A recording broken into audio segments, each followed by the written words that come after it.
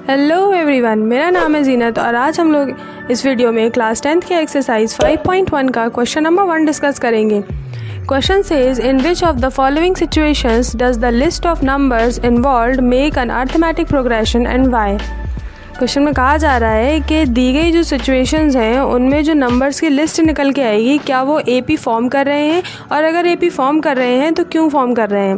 तो देखिए, अगर एपी बनना होता है यानी अगर कोई सेट ऑफ नंबर एपी बना रहे होते हैं तो उनके बीच का कॉमन डिफरेंस सेम होता है। जैसे कि अगर मैं यहाँ पे एक सीरीज़ लिख दूँ 2, 4, 6, 8, तो यहाँ पे आप देखिए कि आप हर दो नंबर के बीच का डिफरेंस सेम होगा। इसे ही बोलते हैं हम कॉमन डिफरेंस। जब हम आगे वाले नंबर से पीछे वाले नंबर को सब्ट्रैक्ट करते हैं तो जो नंबर निकल के आता है उसे ही कहा जाता है कॉमन डिफरेंस। जैसे आप 4 - 2 करेंगे तो 2 आएगा, 6 - 4 करेंगे तो भी 2 आएगा, और 8 - 6 करेंगे तो भी 2 आएगा। यानी इस केस में इन सीरीज़ ऑफ नंबर्स में कॉमन डिफरेंस सेम है, इसीलिए ये अरिथमेटिक प्रोग्रेशन फॉर्म कर रही हैं। तो अब हम क्या करेंगे, हम 1 बाय 1 सभी सिचुएशंस को रीड करेंगे और उनके जो नंबर का सीरीज़ है वो फॉर्म करेंगे। फिर फाइंड आउट करेंगे कि क्या उनका कॉमन डिफरेंस सेम है। अगर उनका कॉमन डिफरेंस सेम होगा तो फिर वो एपी फॉर्म कर रहे हैं, और अगर नहीं होगा सेम तो एपी फॉर्म नहीं कर रहे हैं। तो फर्स्ट क्वेश्चन के फर्स्ट पार्ट में लिखा है the taxi fare after each kilometre when the fair is ₹15 for first kilometre and ₹8 for each additional kilometre. इस तरह के क्वेश्चन हम लोगों ने पहले भी एक्सरसाइजेस में किए हुए हैं। इसमें फिर से कहा जा रहा है कि एक टैक्सी फेयर जो है वो हर एक किलोमीटर के लिए ₹15 लेता है। Taxi fare after each kilometre when the fair is ₹15 for first kilometre, यानी कि टैक्सी का किराया जो है, फेयर का मतलब होता है, फेयर मतलब होता है किराया। टैक्सी का किराया जो वो लेता है टैक्सी वाला पहले किलोमीटर के लिए ₹15 लेता है, और फिर ईच एडिशनल किलोमीटर के लिए ₹8 लेता है। तो अगर हम ये मान लें कि किसी पर्सन ने सिर्फ 1 किलोमीटर ही उससे क्या किया है, ट्रैवल किया है उस टैक्सी से, तो कितना किराया लिया जाएगा, ₹15 किराया लिया जाएगा। अगर मान लीजिए कि उसने किसी पर्सन ने 2 किलोमीटर तक ट्रैवल किया है तो फिर कितना किराया लिया जाएगा, 1 किलोमीटर का ₹15 प्लस एक्स्ट्रा जो 1 किलोमीटर है उसके लिए ₹8 कॉस्ट करेगा। फिर उसके बाद अगर मान लीजिए किसी पर्सन ने 3 किलोमीटर तक ट्रैवल किया है तो क्या हो जाएगा, ₹15 for first kilometre and 8 kilometre for another 1 kilometre and ₹8 for another 1 kilometre. तो इस तरह से यहाँ पे अब 2 बार 8 ऐड हो जाएगा। अगर हम इन्हीं 3 नंबर्स की सीरीज़ बनाए तो हमें मिलेगा 15, 23, 31। तो ये हमें क्या मिल गई, अपने नंबर्स की सीरीज़ मिल गई। अब आप फाइंड आउट कीजिए कि क्या सेकंड लास्ट से फर्स्ट नंबर को सब्ट्रैक्ट करने पर जो नंबर आ रहा है और यहाँ इन दोनों को सब्ट्रैक्ट करने पे जो नंबर आ रहा है वो सेम है, क्या कॉमन डिफरेंस सेम है। तो देखिए, जब हम 23 में से 15 सब्ट्रैक्ट करेंगे तो कितना आएगा, 8 आएगा, और अगर हम 31 में से 23 सब्ट्रैक्ट करेंगे तब भी कितना आएगा, 8 आएगा। तो हम कहेंगे यस, द नंबर की जो सीरीज़ है, द सीरीज़ ऑफ नंबर या the list of numbers form क्या हो जाएगा, yes it is an AP. हम यहाँ पे डायरेक्ट राइट कर रहे हैं this is an AP. AP short form है अरिथमेटिक प्रोग्रेशन के लिए कि हाँ ये एक एपी फॉर्म कर रहा है because the common difference D is same. हम यहाँ पे राइट कर दिया है कि कॉमन डिफरेंस जो है वो सेम है, इसीलिए ये नंबर्स की सीरीज़ जो है वो हमारे पास एपी फॉर्म कर रही है। फर्स्ट क्वेश्चन के सेकेंड पार्ट में हमें जो सिचुएशन दी जा रही है वो है the amount of air present in the cylinder when a vacuum pump removes 1/4 of the air remaining in the cylinder at a time. यानी क्वेश्चन में कहा जा रहा है कि एक सिलेंडर में एक पर्टिकुलर अमाउंट ऑफ एयर है, अगर जब उसे वैक्यूम पंप से हम रिमूव करते हैं तो एक बार में vacuum pump 1/4 of the air को रिमूव कर लेता है, of the air remaining in the cylinder. ये सिलेंडर में जितनी एयर बची हुई है उससे 1/4 एयर को वो रिमूव कर लेता है हर टाइम। तो देखिए, जब हम फर्स्ट टाइम एयर को रिमूव करेंगे इसमें से, जैसे कि मान लीजिए ये कोई सिलेंडर है हमारे पास और इसमें जो है x वॉल्यूम जो है वो है एयर का अमाउंट जो है वो x है इसमें। अब x अमाउंट एयर से जब फर्स्ट टाइम हमने इससे वैक्यूम पंप से एयर रिमूव की तो इसमें कितनी एयर बचेगी। जब हम इससे एयर रिमूव करेंगे तो x में से x का 1/4 पार्ट रिमूव हो जाएगा, क्योंकि यहाँ राइट है कि जो रिमूव हो रही है एयर वो रिमेनिंग एयर का 1/4 पार्ट है। तो अभी तो शुरुआत हुई है यानी पूरी एयर होगी, तो पूरी एयर का 1/4 पार्ट यानी x/4 पार्ट। तो यहाँ पे एयर बची कितनी नेक्स्ट टाइम, सेकेंड टाइम के लिए एयर कितनी बची। तो यहाँ से जब हम सब्ट्रैक्ट करेंगे इसको तो फ्रैक्शन मेथड से कर लेते हैं। 4 का मल्टीप्लाई x में कराइए 4x में से x सब्ट्रैक्ट कीजिए, कितना आ जाएगा 3x। तो यहाँ पे हो गया 3x/4 यानी सेकेंड टाइम सिलेंडर में जो गैस बची हुई है, जो एयर बची हुई है वो कितनी है 3x/4 है। अब यहाँ से फिर दोबारा से जब हम वैक्यूम पंप से एयर रिमूव करने की कोशिश करेंगे तो 3x/4 से 3x/4 का ही 1/4 पार्ट जो है वो निकल जाएगा, क्योंकि ऐसा ही क्वेश्चन ने कहा है कि जितनी एयर बचेगी, कितनी एयर बची है 3x/4, उसका 1/4। तो देखिए ऑफ लगा के हमने उसका 1/4 कर दिया और 3x/4 से सब्ट्रैक्ट कर दिया, ताकि हम थर्ड टाइम के लिए जो गैस बची है, गैस का अमाउंट, उसे फाइंड आउट कर सकें। तो देखिए थर्ड टाइम के लिए कितनी गैस बची होगी, यहाँ पे हम मल्टीप्लाई करा देंगे तो 3x का 3x हो जाएगा, 4 जा 16 हो जाएगा, माइनस 3x/4। 4 और 16 का एलसीएम लेंगे तो 16 आएगा, 4 जा 16 हो जाएगा, 4 जा 12। तो यहाँ ऊपर हो गया 12x माइनस 3x का 3x बना रहेगा, क्योंकि 16 में से 16 डिवाइड देंगे 1 टाइम जाएगा, 1 का मल्टीप्लाई इसमें कराएंगे तो सेम आ जाएगा। अब 12 में से 3 सब्ट्रैक्ट करेंगे तो यहाँ पे आ जाएगा 9x/16, यानी कि थर्ड टाइम के लिए जो गैस बची है सिलेंडर में वो 9x/16 है। इसमें कोई कंफ्यूज होने वाली बात नहीं है। एक बार फिर से देख लीजिए इसे कि देखिए सबसे पहले अगर हम ये अज्यूम कर लें कि अमाउंट ऑफ एयर जो सिलेंडर में प्रेजेंट है वो है x एयर जो है वो प्रेजेंट है, यानी यही टोटल एयर है, यही रिमेनिंग एयर है अभी। और क्वेश्चन ने कहा है कि जब वैक्यूम पंप से एयर रिमूव कर रहे हैं तो इस एयर का 1/4 करा रहे हैं, तो इस एयर यानी x का 1/4 करा दिया। तो x में से x का 1/4 हमने सब्ट्रैक्ट कर दिया, सेकंड टाइम के लिए बची हुई एयर पता चल गई। अब फिर से देखिए यहाँ पे 3x/4 गैस बची हुई है, 3x/4 का 1/4 रिमूव करेगी, तो का मतलब ऑफ का मतलब मल्टीप्लाई होता है और 1/4 को रिमूव करेगी, तो इसीलिए यहाँ पे रिमूव करने वाली एयर जो है वो कितनी है 3x/16 है। यहाँ से अगेन अगर हम यहाँ पे भी करना चाहते हैं तो 9x/16 इंटू हमें 1/4 कराना होगा, और फिर हम जो यहाँ से आएगा उसे इससे सब्ट्रैक्ट कर देंगे, तो फोर्थ टाइम सिलेंडर में कितनी गैस या एयर बचेगी वो निकल के आ जाएगा। तो हम यहाँ पे अभी 3 नंबर सफिशिएंट है, इतना ही रहने देते। तो यहाँ पे हमें जो नंबर्स की सीरीज़ मिली है वो है x, 3x/4 और 9x/16। अब AP है या नहीं इसके लिए हमें कॉमन डिफरेंस निकालना होगा। तो जब हम कॉमन डिफरेंस निकालेंगे तो 3x/4 में से x सब्ट्रैक्ट करेंगे एक बार, और एक बार क्या करेंगे 9x/16 में से 3x/4 सब्ट्रैक्ट करेंगे।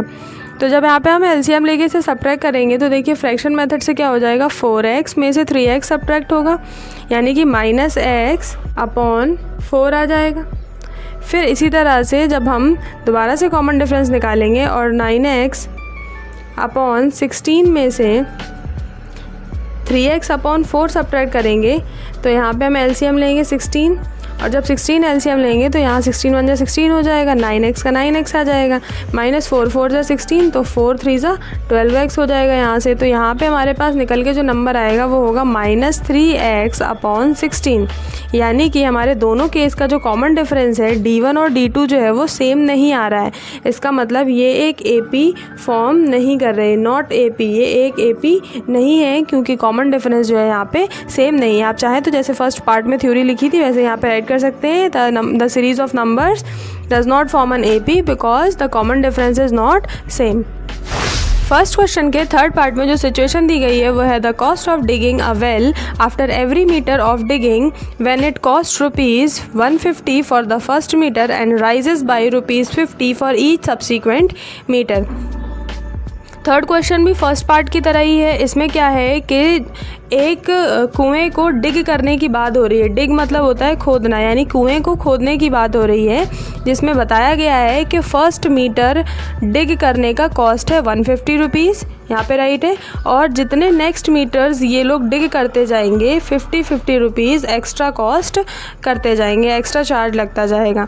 तो देखिए इसे भी बना लेते हैं हम लोग। अगर फर्स्ट मीटर इन्होंने डिग किया है, 1 मीटर डिग किया है, तो ये कॉस्ट लेने वाले हैं ₹150।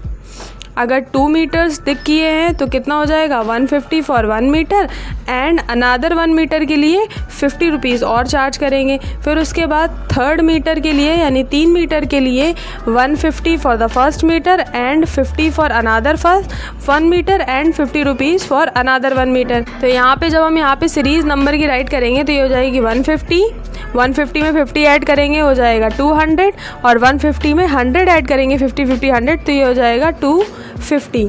यानी हमारे पास जो नंबर्स की सीरीज़ निकल के आई है, लिस्ट ऑफ नंबर्स निकल के आई है, वो है 150, 200 और 250।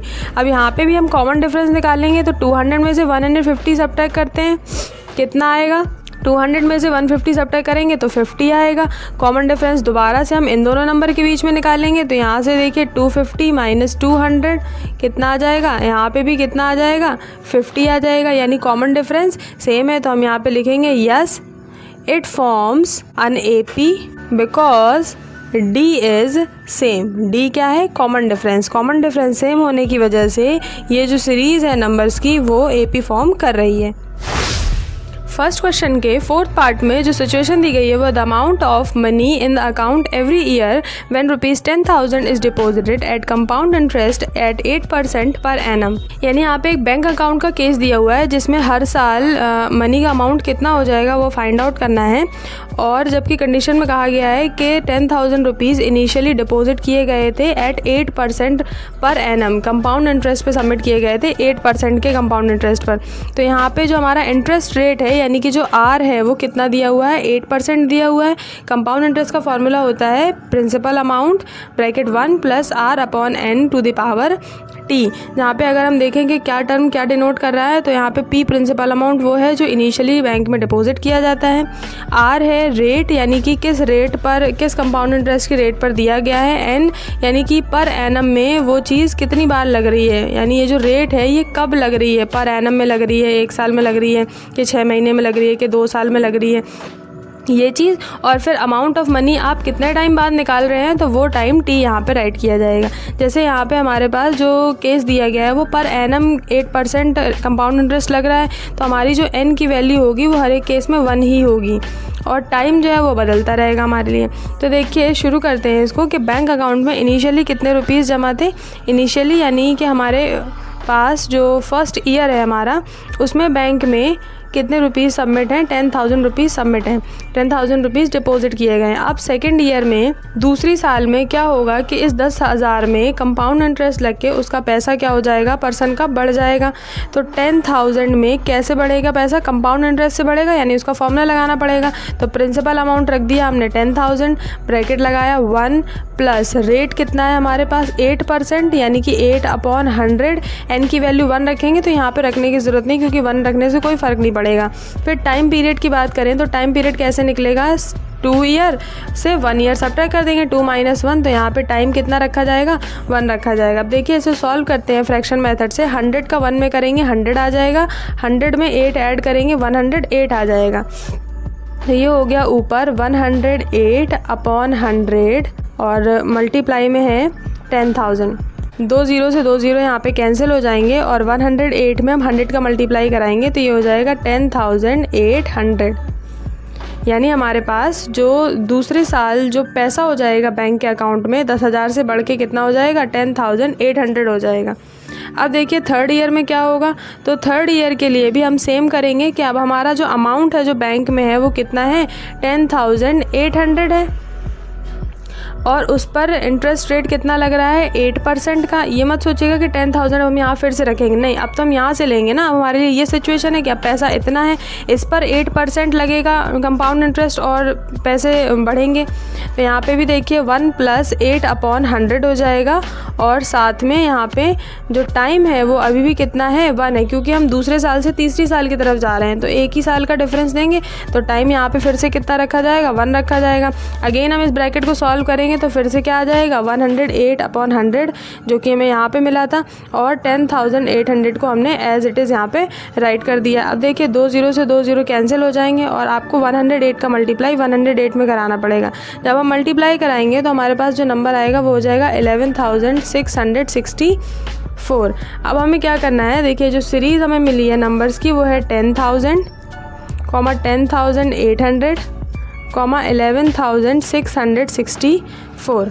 यानी अब हमें यहाँ पे कॉमन डिफरेंस निकालने होंगे। तो इन दोनों नंबर्स का कॉमन डिफरेंस निकालेंगे और इन दोनों नंबर्स का कॉमन डिफरेंस निकालेंगे। तो जब इन दोनों को सब्ट्रैक्ट करेंगे तो सिंपली क्या लिखेंगे, 10,800 माइनस 10,000 कितना आ जाएगा, 800 आ जाएगा।